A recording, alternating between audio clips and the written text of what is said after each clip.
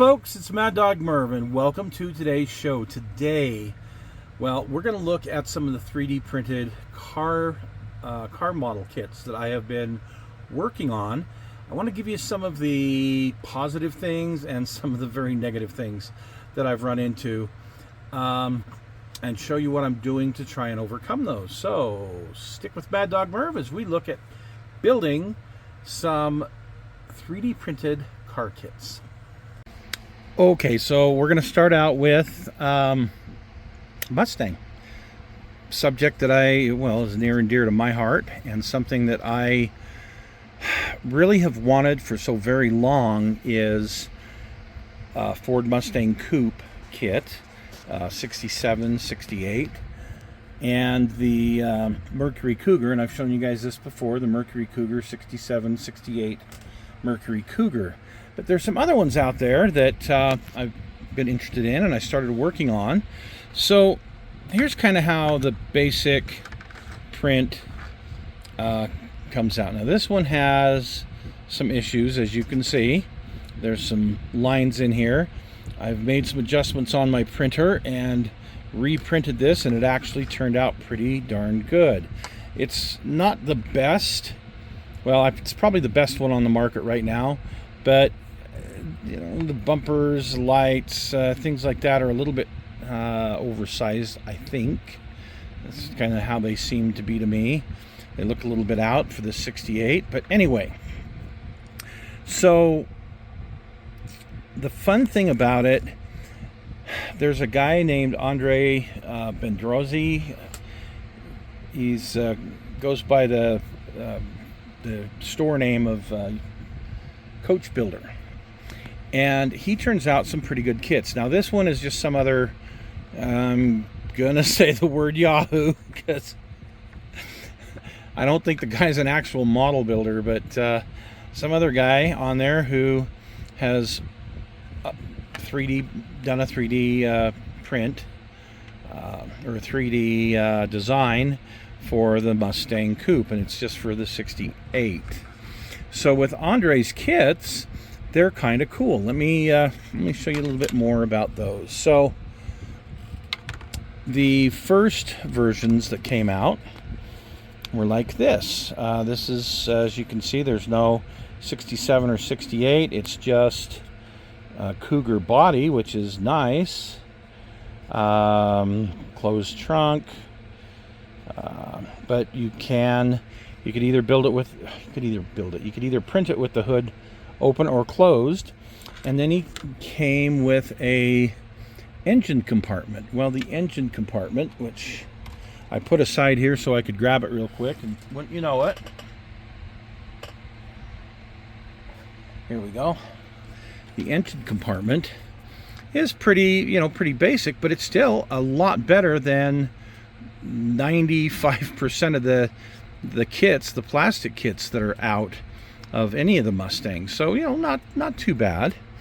The chassis that he provides is either a two-piece, which is what this one is. I printed it on my Mars, or a one-piece that you can print on a little bit bigger plate.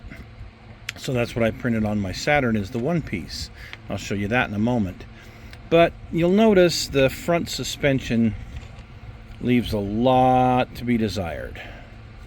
I mean, it's there. It does leave a lot to be desired, and not a lot of detail here. There is a rear end. It's well, like I said, it's and here it is. Now it's best to try and bend the leaf springs a bit because these are just way too straight. But at least it's a kit. At least it's all there. You've got glass for it. The windows. Well, I don't want to say it's all there, but it's mostly there. Okay. So as I start building that, the engine doesn't fit real good that I built for it. And it does irritate me that I've got to come up and scratch build some badges for it. Along comes this guy named Don Silky, and Don got secured permission to use the the STL files and produce a better version. So let's get into the better version. The better version now has, let's see, hang on one second. So he printed a better version, and on this better version you have the 68 marker lights where they belong. You have the Cougar script. You have the Mercury back here. The nice thing is with his, and I've currently got it shut, but this trunk lid opens and it has a place in it you can put a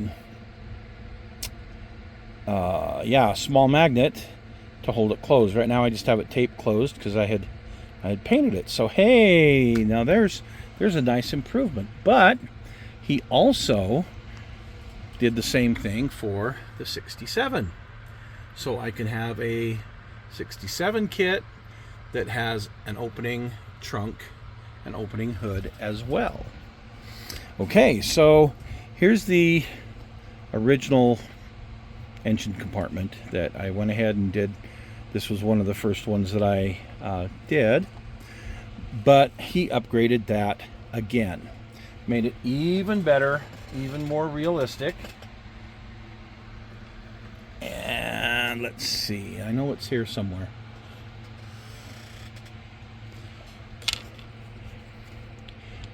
And actually put these bolts that belong there. Isn't that nice to have those on there? Because, well, they don't come in any of the kits. And there's your starter solenoid. Oh yeah, this is way cool. But what he did is he made it so that the tunnel, oh, by the way, there's holes for the the heater hoses. But he made the tunnel a little bit bigger, and he also added the transmission mount as well as the drainage holes, or plugs I should say, for the chassis. And the interior, he had to make a little adjustment as well so that it will fit on here properly. So thank you to and that's only for those folks. You have to have proof of purchase that you've purchased the STL file from Andre, and then he sends out his updated version, which is really, really cool. So of course, me being me, it still wasn't quite where I wanted it to be. Nice thing is it does this one. I've glued the suspension in this position, but thanks to what Don did, you can make it a steerable thing. But they never had, none of these kits had a fuel tank. Well, darn it. So I found on Cult somebody who had done a rudimentary fuel tank. Now, it's not perfectly accurate for the Mustang or the Cougar, but you know what? It doesn't need to be. It's there. And I can, glue it into place. And as you can see, we have a fuel tank on the chassis. So there's some really cool upgrades. So I wanted to show you as far as curbside goes on this, and it's not finished, not even close. I just kind of did a mock-up, but see, I haven't even removed the windows from this. But in this mock-up, not too terrible, but I was able to use the stock suspension from one of the old Mustang, the GT500 fastback kit, and well, I can use the interior tub as well if I want to remove those windows.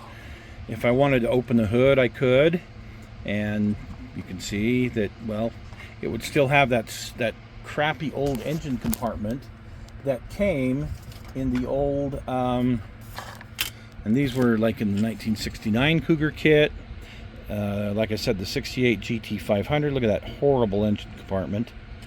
And that's the thing for us modelers, we just put it up with it and accept it because it's what has been available for the past 30-40 years, and now we have these alternatives of 3D printing.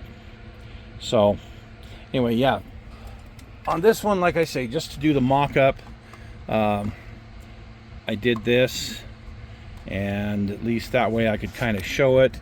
Yes, I will get it finished, and I will get it finished properly. Okay, so interior-wise, for the for the Cougar kit, you see it's definitely got Cougar door panels.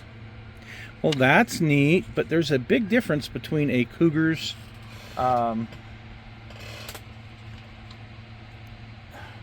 dashboard and a Mustang's dashboard. The Cougar dashboard goes all the way across, where a Mustang has these two little indents, or not two little indents, this little indent there in the middle. You see, that's the Mustang dashboard. So I found an STL file for a 1/10 scale, and I was able to reduce it to 25th scale. So now I can put this in here for the Mustang, but that doesn't do me any good for the door panels. So, oh, what am I going to do?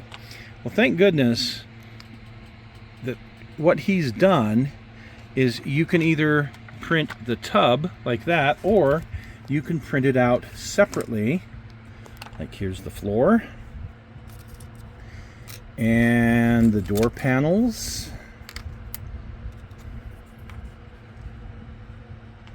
The side panels. Now, you can see what I've done here. I found, again, in 10th scale, some 68 Mustang door cards, and I just cut out the old Cougar ones. And you can see that, oh, right here. You can see the Cougar one. I cut it out and grafted in the one for the Mustang. And the Mustang and Cougar seats are different, but for our purposes, I'm just going to use the seats from the Cougar kit. And this will go here. And then I have the Mustang dashboard. So that's going to be the interior for my 68 Mustang. Now, as far as the chassis goes, guess what? There's a little bit of a difference in the wheelbase between the Cougar and the Mustang. I think in real life it's like 3 inches, if I recall correctly. So you go and look at it millimeter wise, there is a little tiny bit of a difference. I went ahead and I was going to cut and shorten the Mustang chassis, but I had measured out this, and you can see that as far as where it's centered there, that looks like it's going to work pretty well, and it actually fits. It actually fits on the Mustang.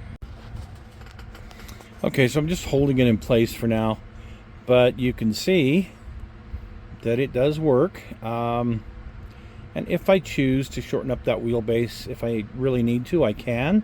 I can either do that by shortening the print length on this, or I could just cut it and shorten it that way. But either way, not a bad suspension, especially compared to